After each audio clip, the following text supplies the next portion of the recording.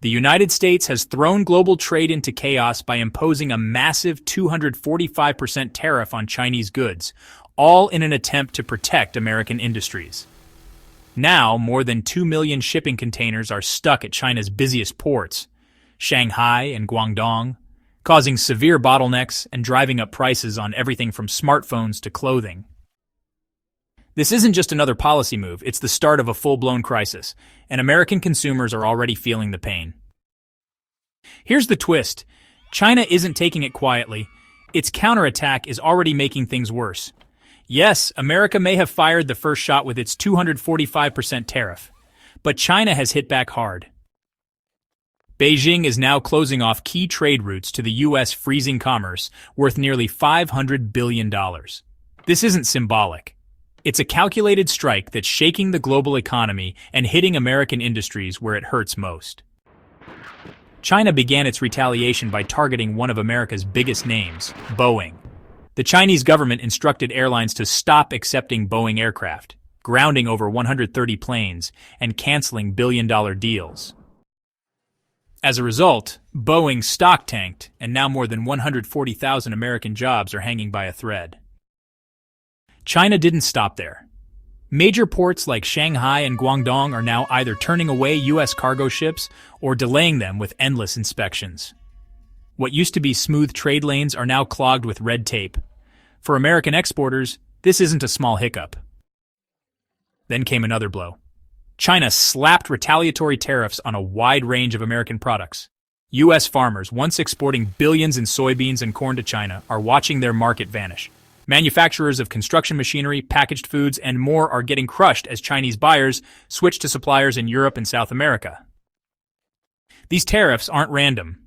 They're precisely targeted to hit sectors that create millions of U.S. jobs and drive national economic growth. And now the pain is spreading even further, beyond farms and factories. Tech companies, which depend on Chinese-made parts for things like laptops and medical devices, are facing major delays and rising costs. Energy companies report stalled projects with Asian partners. Shipping firms are watching key trade routes freeze. Even Wall Street is rattled. The Dow Jones dropped 1,200 points in a single day as investors brace for a long, damaging trade war. But let's be clear. This isn't China acting out of emotion. It's a deliberate show of power. Beijing is sending a global message. It controls key supply chains, and America will pay the price for its aggressive tariffs. Economists warn the fallout could cost the U.S. hundreds of billions per year in lost trade inflation, reduced investment, and job losses. Goldman Sachs estimates that if tensions worsen, $200 to $400 billion could be wiped from the U.S. economy. The threat of a full economic decoupling between the world's two largest economies is becoming real, with effects that could last decades. The impact isn't spread evenly. It's slamming America's industrial core, its factories, farms, and exporters. While some of the country's biggest firms are preparing for the worst, everyday Americans are already feeling it. The fallout from the 245% tariff is hitting major U.S. companies like Amazon, Five Below, and Boeing. Firms that once thrived on global trade are now dealing with crippled supply chains and skyrocketing costs. Amazon, the e-commerce giant, has been forced to cancel hundreds of millions of dollars worth of orders. The company has long relied on Chinese suppliers to keep costs low for products like electronics, clothes, and home goods. Now, with tariffs inflating prices and over 2 million containers stuck in China, Amazon's once smooth supply chain is in disarray. Five Below, known for its budget-friendly products, is also under pressure. They've canceled orders for toys, gadgets, and seasonal items, leaving many stores struggling to keep up with customer demand. This isn't just inconvenient, it's devastating for low-cost retailers. And American consumers are paying the price. Shoppers are now shelling out 5 to 15% more for everyday goods. For families already watching their budgets, this is hitting hard. Retailers warn that if U.S.-China trade doesn't stabilize soon, more price hikes are inevitable. This isn't about luxury brands. It's basic necessities like clothing, kitchen appliances, and household items. Meanwhile, Boeing is facing something even more serious. The company once sold around 15% of its commercial planes to China. Now, Those sales are frozen. Over 130 planes, some already painted in Chinese airline colors, are stuck in American factories with no buyers. This sales freeze has cost Boeing billions in revenue. In just one day, the company's stock fell 8%, and the damage goes far beyond profit loss. Boeing's supply chain, which includes engine makers and small parts suppliers, is at risk. China's pivot toward Airbus and its own C919 aircraft isn't just economic, it's strategic. If Boeing continues losing market share in Asia, it could lose its technological edge, something that may take decades to recover. This isn't just Boeing's problem. This entire crisis shows how fragile America's trade model has become. Amazon and Five Below built their empires on cheap Chinese goods. Boeing depended on global sales for growth. Now, with those links severed, companies are scrambling. Some are eyeing Vietnam or India as alternative suppliers, but those countries can't match China's size or efficiency. Relocating supply chains is costly, complex, and slow. The shockwaves are also hitting the stock market. Shares of retail and aerospace companies are sinking. Investors are uneasy. Analysts at J.P. Morgan say that if these tensions continue, there's a 60% chance the U.S. could enter a recession by 2025. Unlike big corporations, small businesses don't have the cash reserves to handle sky-high shipping costs or stockpile goods. Many are now at risk of closing their doors and laying off workers. For ordinary Americans, the impact is obvious. Prices for essentials like clothes and electronics have jumped by 5 to 15% compared to just a few months ago. Grocery bills are climbing too, as it becomes more expensive to move food from farms to store shelves. But this isn't just about empty shelves. The bigger problem is that the delivery system itself is breaking down. Families are having to stretch their budgets just to afford the basics, and low-income households are getting hit the hardest. The idea of affordable shopping, once a key part of American life, is fading fast. This crisis has revealed a deeper issue within the U.S. economy. The just-in-time delivery model was built on the assumption that global trade would stay smooth and that China would remain a reliable partner. That trust has now been shaken. Businesses are facing risks they never anticipated.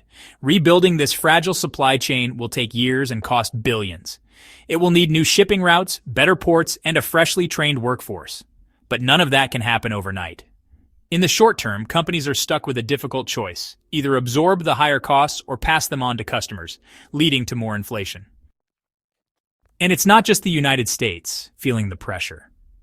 The breakdown of just-in-time delivery is rattling global trade from Asia to Europe. Countries like Canada and Mexico, which rely on U.S. imports, are also at risk of shortages and rising prices. Because the world economy is so connected, a crisis in one region quickly spreads to others. The uncertainty is already hitting the stock market. Shares in shipping and retail companies are falling as investors brace for a long period of instability. Experts say this isn't a short-term hiccup. Even if trade tensions ease, the damage to global trust won't be easy to fix. It will take serious international cooperation and planning. For now, American businesses are stuck in a loop of rising costs and shrinking options. And everyday consumers are the ones paying the price for a system that's clearly in chaos. Making matters more difficult, Washington just closed a tax loophole that let items under $800 enter the country without tariffs. Now even small goods like screws and chargers are being hit with extra duties, driving up costs for businesses and consumers alike. This move is adding fuel to the already tense U.S.-China trade conflict. Many American companies are now rethinking where they get their products. As the trade war intensifies, giants like Amazon, Walmart, and General Motors are pulling back from China and restructuring their supply chains toward places like Southeast Asia, India, and Mexico. This isn't just a minor adjustment, it's a major shift in global trade, and it comes with serious risks for U.S. jobs and the economy's long-term strength. Amazon, the world's biggest online retailer, is now sourcing more products from countries like Vietnam and India, where young workforces and growing industries make them appealing alternatives to China. Walmart, the largest private employer in the U.S., is doing the same. It's expanding its supplier network to include countries like Thailand, Indonesia, and Bangladesh, all in an effort to keep prices steady and stores stocked despite delays in tariffs. For car makers like General Motors, Mexico offers a strategic advantage because of its proximity to the United States. It's becoming the top location for car assembly and parts supply, helping avoid the high cost of shipping across the Pacific. But this isn't a choice. It's a necessary move during a crisis. With over 2 million shipping containers stuck at Chinese ports and freight costs soaring from $2,000 to $20,000 per container, relying on China has become a financial risk most companies can't afford. The tariffs meant to protect U.S. industries are now forcing companies to tear down long-standing supply chains. One of the biggest concerns is the potential loss of American jobs. GM has warned that shifting production to Mexico and South Asia could eliminate up to 14,000 U.S. jobs, from assembly lines to warehouse workers. That's a heavy blow for regions like Michigan and Ohio, where entire communities rely on factory jobs. It's not just the corporate giants feeling the impact. Smaller suppliers that depend on contracts from big retailers are also in danger. As production shifts abroad, many of these local companies, whether they supply parts, packaging, or services, are losing their biggest clients. Most of them don't have the resources to go global or relocate operations overseas. Reshaping supply chains doesn't happen overnight. Building new factories, training workers, and meeting product standards in places like Vietnam or India takes time and major investment. These countries, while promising, are still far behind China's industrial capacity. The bigger worry is that the U.S. could be weakening its own industrial base by outsourcing production.